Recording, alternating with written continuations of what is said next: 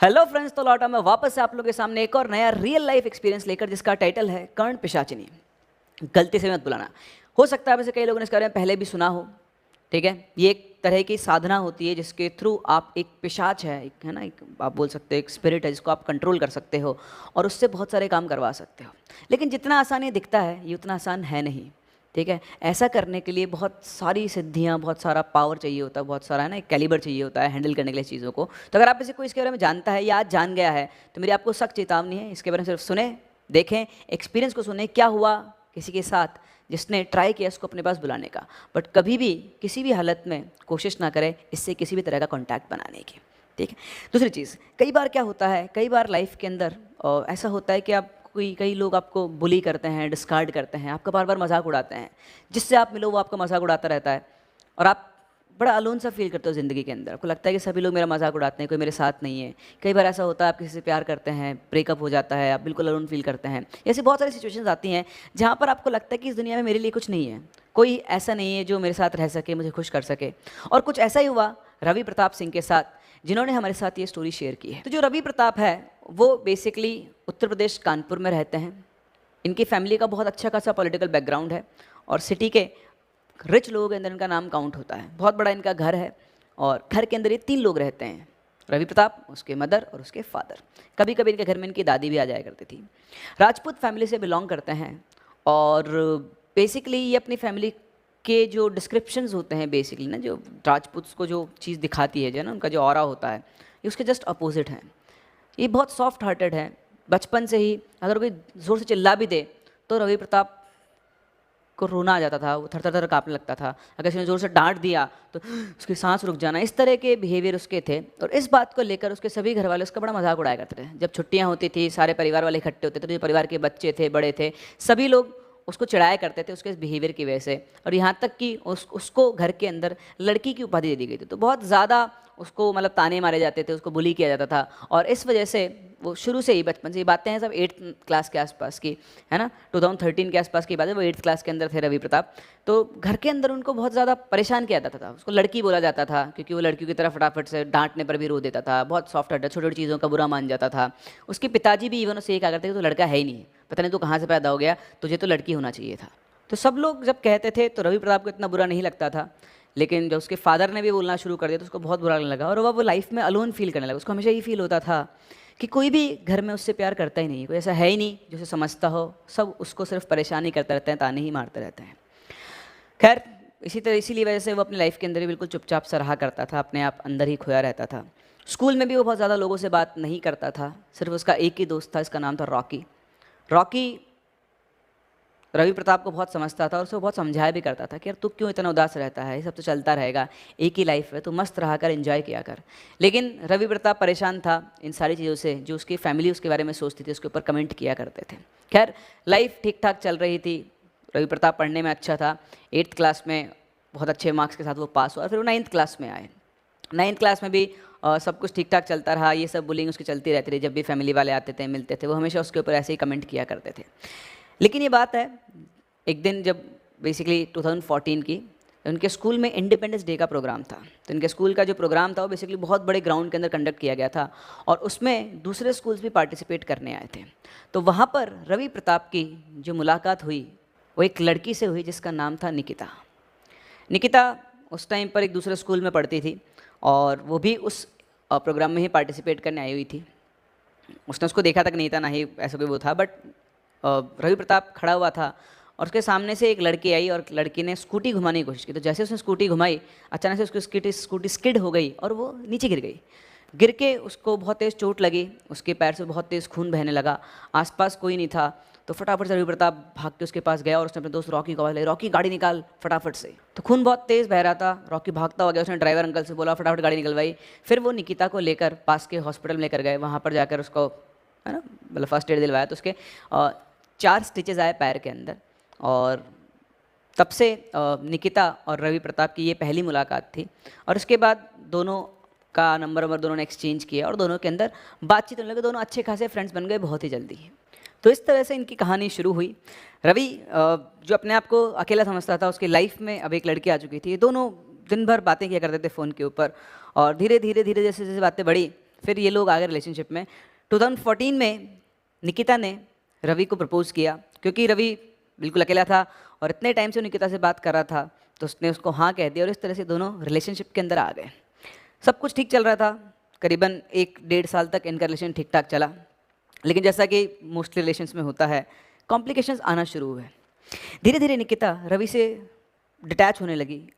वो उससे बात करना पसंद नहीं करती थी। वो जब भी उसे कॉल करता उसे इग्नोर कर देती थी, या फिर कोई ना कोई रीज़न बता के उससे वो बात करने से मना कर देती थी। लेकिन वो कई दूसरे लोगों से बात किया करती थी, लेकिन रवि जब भी उससे बात करने के लिए कहता या कोशिश करता, वो उसको हमेशा इग्नोर कर दिया करती। इस तरह से रवि का फ्रस्ट्रेशन धीरे धीरे बढ़ने लगा। ये बात है जब वो 10th क्लास के अंदर आ चुके थे, और रवि पढ़ने बैठता 6-6, 7-7 घंटे बस वो बैठा रहता किताब लेकर, लेकिन उसके दिमाग में कुछ और ही चलता रहता था। जहाँ तक वो भी बहुत हैप्पी फील कर रहा था कि उसकी लाइफ में कोई आ चुका है जिससे वो अपनी सारी बातें शेयर कर सकता था, अब वो भी उससे दूर जाना शुरू कर चुकी है। वो समझ नहीं पा रहा था और उन चीज़ों को इतनी आसानी से डाइजेस्ट नहीं कर पा रहा था। वो निकिता के लिए बहुत ज़्यादा सीरियस हो चुका था पिछले 1.5 साल में, और वो मतलब जितना उसकी जैसे बोलते हैं चाहत की सारी हदें उसने क्रॉस कर ली थी। उससे ज़्यादा उसे दुनिया में और कोई नहीं चाहिए था, लेकिन निकिता अब उससे दूर जा रही थी। इस चीज़ को रवि डाइजेस्ट नहीं कर पा रहा था। दिन रात बस वो यही सोचता रहता था, और एज अ रिज़ल्ट इसी चीज़ की वजह से उसके 10th बोर्ड के अंदर आए सिर्फ 69%। जी हाँ, वो स्टूडेंट जो 96% से नीचे स्कोर नहीं किया करता था, उसके 10th बोर्ड में सिर्फ और सिर्फ 69% आए, लव इश्यूज़ की वजह से। रवि को बहुत बुरा लगा अपने आप से, घर वालों से भी तो बहुत कुछ सुनना पड़ा। पहले ही चीज़ों की कमी नहीं थी, एक और चीज़ के लिए ख़राब हो गई, चीज़ें बद से बदतर ही होती जा रही थी। खैर अल्टीमेटली उसने जब पेरेंट्स उससे बात करके, फादर आए उन्होंने उसको बहुत डांटा, तो वो सबके ताने सुन सुनकर टूट गया था। तो वो बिखर गया, उन लोगों के सामने रोने लगा। फिर जाके कहीं घर वालों ने उसको सपोर्ट किया, समझा कि चलो कोई बात नहीं, जो हुआ वो ठीक है, अब तुम आगे का सोचो। तो फिर इस तरह से रॉकी और रवि दोनों का डिस्कशन हुआ, और दोनों ने डिसाइड किया कि वो अब कानपुर जाकर जेई की तैयारी करेंगे। और वो शिफ्ट हो गए 11th क्लास में कानपुर में। कानपुर में उन्होंने कोचिंग में एडमिशन लिया, और अब प्रिपरेशन स्टार्ट हुई जेई की। लेकिन रवि के दिमाग में तो एक ही भूत घूम रहा था, वो था निकिता। उसको कैसे भी करके निकिता को वापस पाना था। और निकिता जो थी वो, है ना, इस इवेंट का जब वो कानपुर शिफ्ट हो गया इसके बाद तो उनका रिलेशन और ज़्यादा टॉक्सिक हो चुका था। अब निकिता रवि को बिल्कुल भी टाइम नहीं देती थी। वो उसने कई बार उससे कांटेक्ट करने की कोशिश की, लेकिन निकिता रवि से बात नहीं करती थी। इन्हीं सब के चलते रवि एक बार फिर से अकेला हो चुका था अपनी लाइफ के अंदर। वो तरीके ढूंढता रहता था निकिता को वापस पाने के, और इन्हीं तरीकों को ढूंढते ढूंढते उसे एक दिन पता चला कर्ण पिशाचिनी के बारे में। उसे पता लगा कि अगर आप कर्ण पिशाचिनी साधना करो, और ये साधना अगर सक्सेसफुल हो जाए, तो जो आप चाहो वो आप पा सकते हो। वो आपके लिए, आपके, है ना, आपके रास्तों को बहुत आसान बना देती है। वो आपके पास्ट की चीज़ों को, प्रेजेंट की चीज़ों को आपके कान में आकर बोलती है, ठीक है। और वो आपकी सक्सेस जो स्टोरी होती है ना, उसके अंदर आपके साथ साथ चलती है, बहुत हेल्प करती है। ऐसी और भी बहुत सारी इन्फॉर्मेशन उसको मिली, उसने ढूंढना शुरू किया, और उसने डिसाइड किया कि वो कर्ण पिशाचिनी की साधना करेगा। जेई की तैयारी पे ज़्यादा फोकस नहीं करके उसका टाइम इसी चीज़ को ढूंढने के ऊपर गुजरता था। और इन्हीं सब के चलते चलते उसने अपने रूम पे, वो अपने रूम पे अकेला रहा करता था, और निहारिका से ब्रेकअप और ये सारी चीज़ें करते करते उसकी विस्की पीने की आदत पड़ चुकी थी। वो दिन रात विस्की पिया करता था, और उसने खुद ये बताया, अगर आप शायद आप लोग बिलीव ना हो, कि उसका 1 महीने का विस्की का बिल एक बार 87,000 रुपये था। तो 87,000 रुपीज़ विस्की का बिल, इतने विस्की वो पी रहा था। अचानक से उसे विस्की पीने की आदत क्यों लग गई, किसी को पता नहीं था। लेकिन एक दिन की बात है, जिसका दोस्त रॉकी था, ये दोनों अलग अलग हॉस्टल में रहा करते थे। तो एक दिन रॉकी बहुत दिनों से रवि से मिला नहीं था, तो वो उसके रूम पे आता है, और जैसे वो रूम पे आता है तो उसके होश उड़ जाते हैं। वो देखता है कि रूम पर रवि जो है लेटा हुआ है, बिल्कुल सूखा सा मरीज सा रवि है, लेटा हुआ है, और रूम के अंदर विस्की की बॉटल्स भरी पड़ी हैं। वो भाग के उसके पास ज़्यादा देखता है तो उसको 105 डिग्री के आसपास का फीवर था। वो डर जाता है, घबराता है, बोलते से उसकी हालत देखकर बोलता है, तूने क्या हालत बना रखी है अपनी। उधर वो रवि कुछ बोल ही नहीं पा रहा है। वो फटाफट से उसको उठाकर हॉस्पिटल लेकर जाता है, हॉस्पिटल जाकर उसको एडमिट करवाता है। तो हॉस्पिटल में जब डॉक्टर ने चेक किया तो उन्होंने बताया कि इसको डेंगू है, बहुत दिनों से डेंगू से सफ़र कर रहा है, और इसके लीवर में जो है वो 4th ग्रेड का इन्फ्लेमेशन आ चुका है, इसको फटाफट से आईसीयू में एडमिट करना होगा। तो उसने फटाफट से, रॉकी ने उसके पेरेंट्स को फ़ोन किया, और फिर वापस से वो उसके रूम पे पहुंचा, क्योंकि पेरेंट्स भी उसके रूम पे आएंगे। तो सारी सफाई की, एक सच्चे दोस्त का उसने फ़र्ज़ निभाया, सारी बॉटल्स वगैरह साफ़ की, सारा रूम साफ़ करके फिर वापस से वो हॉस्पिटल पहुँचा। 23 डेज़ के लिए रवि को हॉस्पिटल में एडमिट रहना पड़ा, जिसमें से 11 दिन उसने आईसीयू में गुजारे। इस तरह से ठीक हुआ जब वो, तो उसे घर ले गए वापस उसके पेरेंट्स, और वो घर पहुंचा। इधर रॉकी कानपुर में अपनी प्रिपरेशन के ऊपर फोकस कर रहा था। फिर थोड़े दिनों के बाद जब वो वापस से, वो भी अपने होम टाउन पहुँचा, तो वो रवि से मिलने गया। और जब रवि से मिलने गया तो उसने रवि से बैठ के बात की। उसने बोला, भाई तेरी लाइफ में क्या चल रहा है। तो उसने बोला, यार कुछ भी नहीं चल रहा है। बोला, नहीं यार, तू बड़ा मुझे डिस्टर्ब सा लग रहा है, तूने क्या हालत कर रखी थी अपनी, तो तूने विस्की पीने कैसे लग गया, और एक चीज़ बता तू किन चक्करों के अंदर पड़ा हुआ है। तो बोलता है किन चक्करों में पड़ा हुआ है। तो बोला जब तू बीमार हुआ था ना, तो मैंने तेरे रूम की सफाई की थी। जब मैं तेरे रूम की सफाई की थी उसमें मुझे बहुत सारे पेजेस मिले, है ना, उन पेजेस के ऊपर संस्कृत में मंत्र लिखे हुए थे और उनके ऊपर खून के छींटे थे। किन चीज़ों के अंदर पड़ा हुआ है भाई तू। तो उधर रवि सकपका जाता है, सुन के बोलता है नहीं नहीं, मैं किसी चीज़ के अंदर नहीं पड़ा हुआ, मुझे तो बस सिर्फ विस्की पीने का शौक है। तो क्या कौन सी बात कर रहा है, मुझे नहीं पता तू क्या बात कर रहा है, बकवास मत कर मेरे से, है ना, तू जा यार यहाँ से जा, मेरे से फालतू बकवास मत कर। तो इतना बोल दिया उसने, उसके बाद उठ के वहाँ से चला गया। और रॉकी को रवि का बिहेवियर अजीब से लगा, बट वो कर भी क्या सकता था, उसे इन चीज़ों का पता नहीं था कि एक्चुअली यहाँ पर क्या चल रहा है। खैर ये सारा प्रोसेस चलते चलते अब बीमार होने के बाद उसने वापस से थोड़ा वो ट्रैक पर आया, वापस उसने तैयारी के ऊपर, बोर्ड के ऊपर फोकस किया। तो इन सारे प्रोसेस के अंदर 11th और 12th उसकी दोनों गुजर गई, ठीक है। निकिता उसकी लाइफ से जा चुकी थी, बट वो उस दुख को नहीं झेल पा रहा था, और साथ ही साथ उसने एक नई चीज़ के बारे में पता कर लिया था जिससे वो अपनी लाइफ को सक्सेसफुल, या वो बेसिकली वो अकेला फील करता था। तो जहाँ उसने पता किया, उससे पता लगा, उसको ढूंढ ढूंढ के उसने डार्क वेब पर सब जगह पर जाकर पता किया, तो उसको विधि पता लगी कि कैसे आप कर्ण पिशाची साधना कर सकते हो, और कैसे एक बार वो आपके पास आ गई तो आप ज़िंदगी में दोबारा अकेला फील नहीं करोगे। तो अपने लोनलीनेस को हटाने का उसे एक ही रास्ता नज़र आ रहा था, और इसके लिए उसने वेट किया। उसने अपने 12th क्लास के प्रिपरेशन दिए, और जैसे तैसे मेहनत करके वो करीबन 89% के आसपास 12th में लेकर आया। जैसे उसके 12th बोर्ड खत्म हुए, वो वापस अपने घर आया, और अपने घर पर उसने अपने, है ना, 3rd फ्लोर का एक रूम जो उसका खुद का रूम था, उस रूम को उसने अपना सेटअप कर लिया, अब ये रूम मेरा ही है। और वो जनरली उसी रूम के अंदर दिन रात गुजारा करता था। वो उस रूम से बाहर सिर्फ खाना लेने जाया करता था, बाकी पूरा टाइम वो अपने घर में उसी रूम में गुजारा करता था। जैसे कि आपको पता है कि फादर पॉलिटिशियन थे, तो वो बिजी रहा करते थे, मदर भी इन्हीं चीज़ों में इन्वॉल्व थी, तो इतना बहुत ज़्यादा उसका इंटरेक्शन नहीं हो पाता था। सो इसी तरह से उसकी लाइफ चल रही थी। अब उसने डिसाइड कर लिया था कि वो कर्ण पिशाचिनी साधना करेगा और उसको अपने पास ज़रूर बुलाएगा। जितना भी डेटा, जितना भी मटेरियल अवेलेबल था, उसने सब कुछ जाना। वो अलग अलग जगहों पर गया, वो बंगाल गया, वहाँ से उसने कॉन्टैक्ट किया, अलग अलग तांत्रिकों से उसने बात की, और उसने वो रास्ता, वो तरीका सीखा, सही तरीका कर्ण पिशाचिनी साधना करने का, और वो उसकी प्रैक्टिस करने लगा। ये सब चलते चलते दिवाली का टाइम आया। तो दिवाली वाले दिन जो सारे घर वाले थे वो अपने पेरेंटल हाउस गए। उन्होंने रवि से भी पूछा, तो रवि ने बोला कि नहीं मैं यहीं पे रहूँगा, और तो उन्होंने बोला ठीक है चलो इसको यहीं रहने दो। वैसे भी वहाँ पे जाके परेशानी, क्योंकि किसी बात करता नहीं था, सब लोग उसका मजाक उड़ाते थे, उसके पास बहाना भी था। उसने बोला कि मैं वहाँ जाऊँगा तो भी सब लोग मुझसे इस तरह बात करते, इसलिए मैं नहीं जाऊँगा, आप लोग चले जाओ। तो सभी घर वाले चले गए, और उस दिन रवि जो था घर पर अकेला था। सही मौका देख के वो दिन भर अपने रूम में रहा, और वो अपनी साधना में लगा रहा। रात को जैसा कि हमारे यहाँ होता ही है, दिवाली पे सभी दोस्त आपस में मिलते जुलते हैं, तो रॉकी उससे मिलने आया। वो बहुत देर तक घर की बेल बजाता रहा, पर किसी ने गेट नहीं खोला।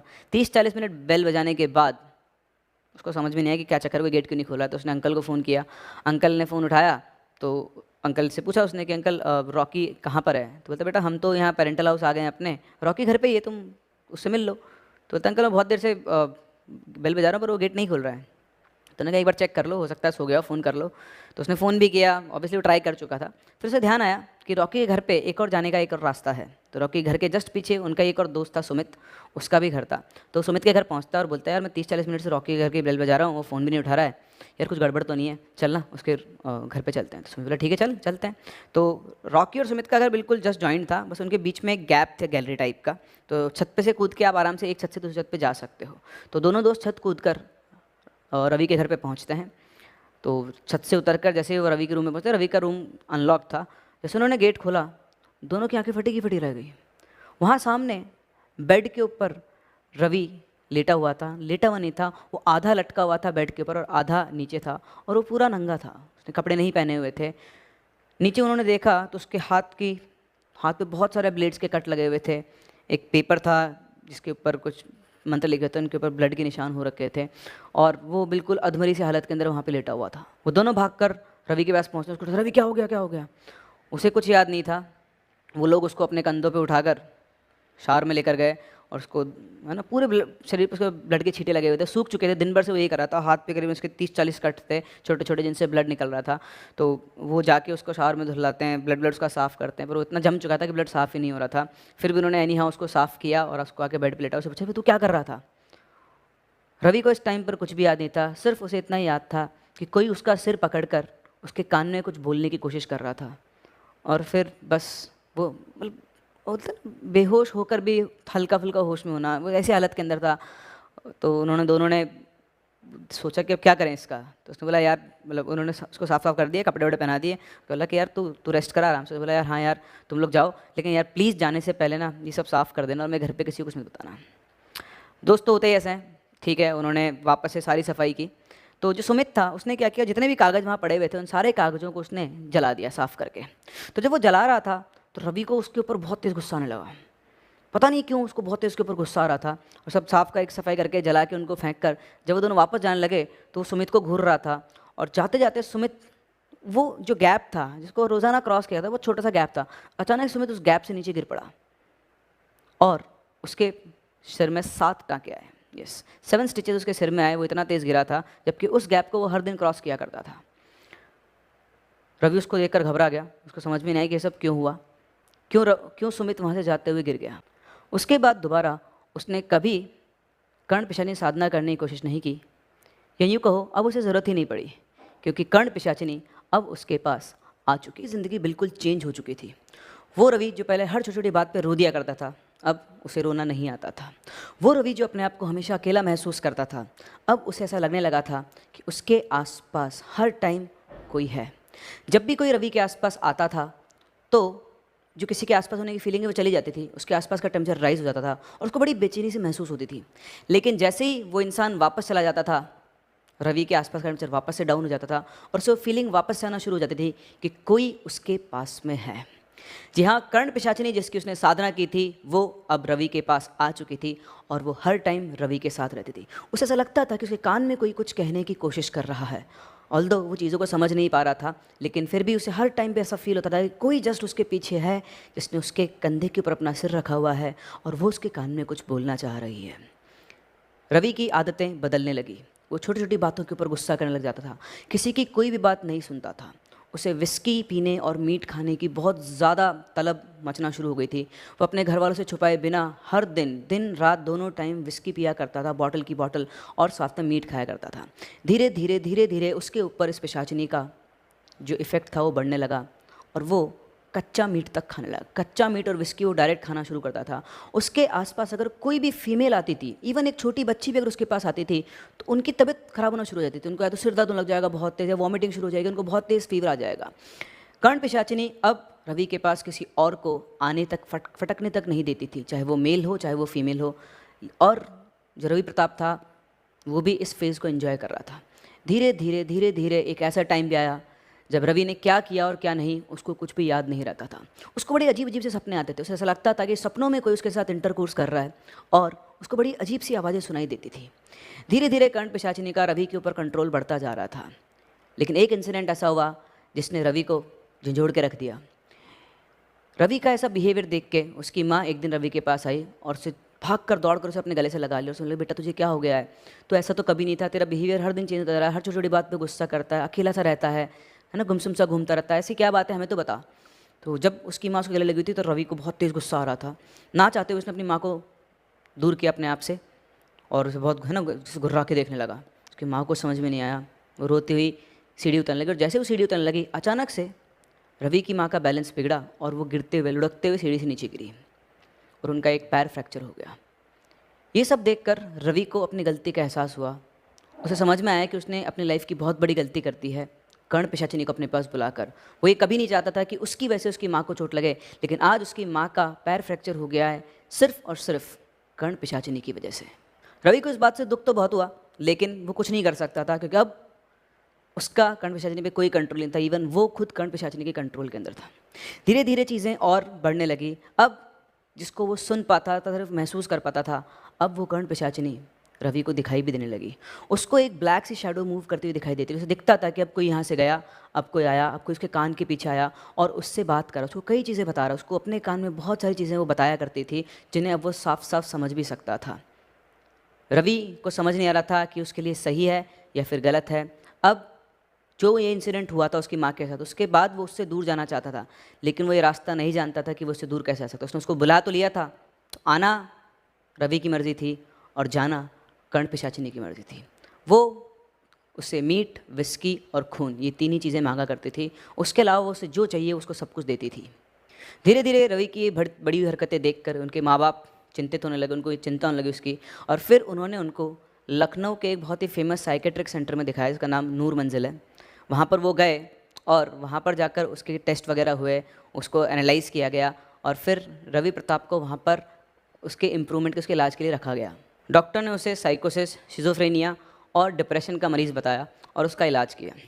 दवाइयाँ उसकी चल रही थी। एक दिन की बात है, रवि मंदिर जा रहा था अपनी कार को ड्राइव करके, और पता नहीं अचानक से कैसे एक मोड़ के ऊपर उसका एक्सीडेंट हुआ। कार अचानक से पलटी और 3-4 रोल खाकर कार नीचे गिर गई।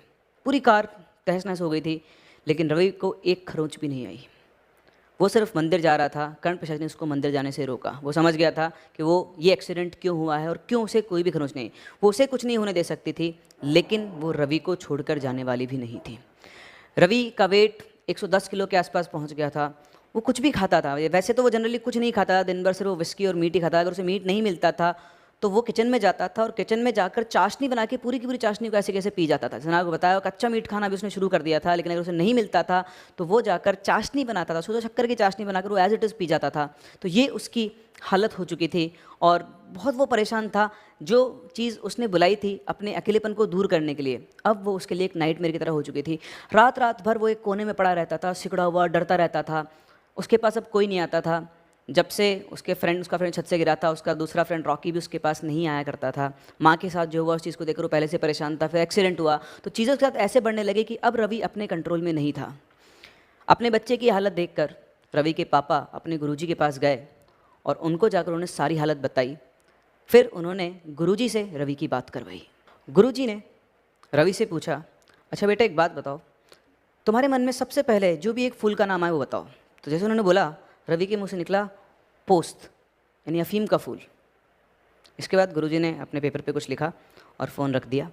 और ये बात रवि को नहीं पता थी, तो इसके पिताजी से बोला कि तुम्हारे बेटे की ज़िंदगी में कोई एन नाम की कोई लड़की है, उसकी वजह से ये सब कुछ हुआ है। उसके अलावा तुम्हारे घर में कुछ और भी है जिसे मैं यहाँ से समझ नहीं पा रहा हूँ। उसको समझने के लिए मुझे तुम्हारे घर आना पड़ेगा। तो आज के 15 दिन बाद मैं तुम्हारे घर आऊँगा। ये बात तुम अपने बेटे को मत बताना, और उसके बाद मैं आकर देखता हूँ कि ये पे क्या है और क्या नहीं है। तो ये सब सुनकर रवि के पापा वापस घर आए। तो क्योंकि उन्हें बताया उनका बहुत अच्छा पॉलिटिकल बैकग्राउंड था, तो उन्होंने अपने एक नोन से सारी डिटेल्स निकलवाई कि रवि के पिछले 5-6 सालों में क्या क्या हुआ है। तो उनको निकिता के बारे में पता लगा। और इसके बाद उसके पिताजी का गुस्सा है ना, गुस्सैल तो थे ही, तो उन्होंने रवि को बुलाया और उसे सब कुछ बताया और उसको मारने लगे। खींच खींच के थप्पड़ मारे। 1-2 बार जो गन होती है ना उसके बट से भी उसको मारा, तो उसके निशान पड़ गए, लेकिन उसको दर्द ही फील नहीं हुआ। वो उसको मारे जा रहे थे और वो हंस रहा था। इसके बाद एक और बड़े हॉरिफिक इंसिडेंट हुआ। जैसे ही रवि के पापा उसको मार पीट करके ये सब करके बाहर निकले अपने काम से, तो उनका एक्सीडेंट हो गया। एक्सीडेंट इतना खतरनाक था कि वो जस्ट मरते मरते बचे। चाहे कुछ भी हो जाए, वो थे तो रवि के फादर। रवि को ये देखकर फिर से बहुत ज़्यादा दुख हुआ, लेकिन वो कुछ नहीं कर सकता था। चीज़ें उसके कंट्रोल में बिल्कुल नहीं थी। वो चाहकर भी इन चीज़ों को कंट्रोल नहीं कर सकता था। फिर 15 दिन गुजरे और वो जो महाराज थे, जो गुरुजी थे, वो इनके घर पर आए। अपने शिष्य के साथ ये घर पर आए, सीधे आए, और जैसे उन्होंने घर के अंदर कदम रखा, रवि को ये फील हो गया कि कोई आया है, और उसके मन से एक आवाज़ आई, आजा तुझे भी देख लूँगा। उसने खुद नहीं कही थी, लेकिन अपने आप उसके मन में आवाज़ आई। इधर गुरुजी आए और सीधा रवि के रूम की तरफ गए। वहाँ पर उन्होंने अपने शिष्य से बोला, गेट खोला, सभी लोग उनके पीछे पीछे आ गए, पर उन्होंने सबको रोक दिया बाहर। वो अंदर गए। उन्होंने शिष्य से बोला कि पूरे कमरे के चारों तरफ धागा बांधो, गंगा जल गिराओ। उसके बाद उनके पास एक कमंडल था, वो अंदर गए। अंदर जाकर उन्होंने देखा तो रवि वहाँ पे लेटा हुआ था।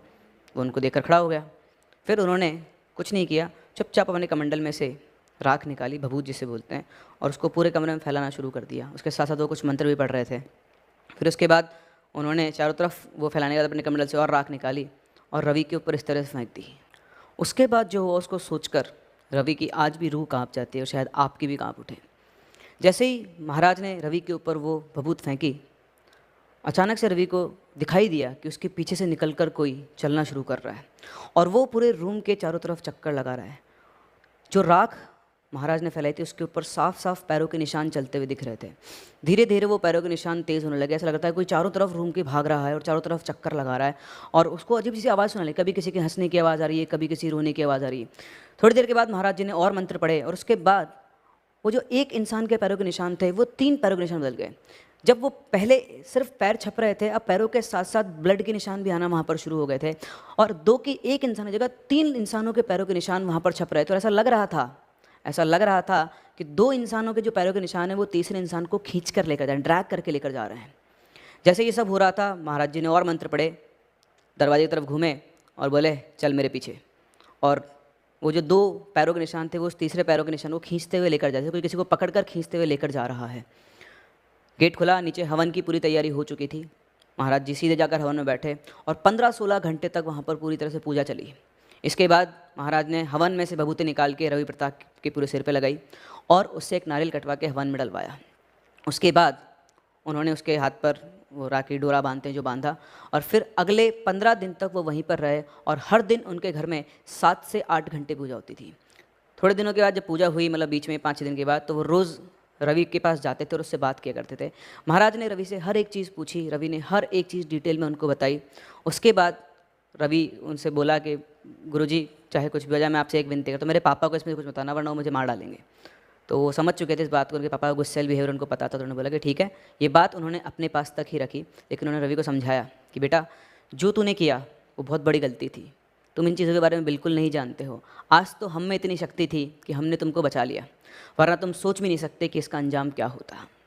तो कभी भी इन चीज़ों को ट्राई मत करना, और आज के बाद तुम हर रोज़ हनुमान चालीसा पढ़ो और घर के अंदर पूजा किया करो। तब से अब तक रवि हर दिन हनुमान चालीसा पढ़ता है, उसके घर में पूजा होती है। अब सब कुछ ठीक है, लेकिन आज भी रवि को कई बार ऐसी फीलिंग आती है कि कोई उसके पास आने की कोशिश कर रहा है। अब वो डरता तो नहीं है, लेकिन एकदम से चौंक जाता है। कोई उसके पास आना चाहता है, लेकिन शायद कुछ ऐसी चीज़ें हैं जिसको उसके पास आने से रोक देती है। शायद गुरुजी की वो शक्ति है जिसने कर्ण पिशाचिनी को उससे दूर कर दिया। वो कई बार उसके पास आने की कोशिश करती है, पर वह उसके पास नहीं आ पाती है। रवि का आप सभी से ये कहना है कि अगर आप इन चीज़ों के बारे में कुछ भी जानते हैं, आपने कहीं देखा है, सुना है, तो उनको देख सुनकर जाने दें। इन चीज़ों को कभी भी ट्राई ना करें, क्योंकि आप नहीं जानते कि कितनी पावरफुल है। आप इन चीज़ों को कंट्रोल कर नहीं सकते हो। इवन आपकी बॉडी इसको कंटेन भी कर सकती है या फिर नहीं कर सकती है। तो कभी भी आप ऐसे बहुत सारी अलग अलग चीज़ें जिनके बारे में सुनते हैं, नेट पर सुनते हैं, किसी के मुंह से सुन लेते हैं, कहीं ना कहीं से आपको पता लग जाता है, तो सुनकर इन चीज़ों को जाने दें। लाइफ में कभी भी इन चीज़ों को ट्राई ना करें, क्योंकि ये आपके लिए बनी हुई नहीं है। तो ये थी हमारी आज की रियल इंसिडेंट, एक कहानी जो रवि प्रताप के साथ हुई। उसकी एक गलती ने उसकी लाइफ को अपसाइड डाउन कर दिया और वो चाहकर भी उस चीज़ से छुटकारा नहीं पा पाया। कैसी लगी आपको ये स्टोरी, मुझे कमेंट सेक्शन में ज़रूर बताएं। हम लोग मिलते हैं अपनी अगली वीडियो के अंदर एक नई कहानी के साथ। तब तक के लिए keep listening and keep loving.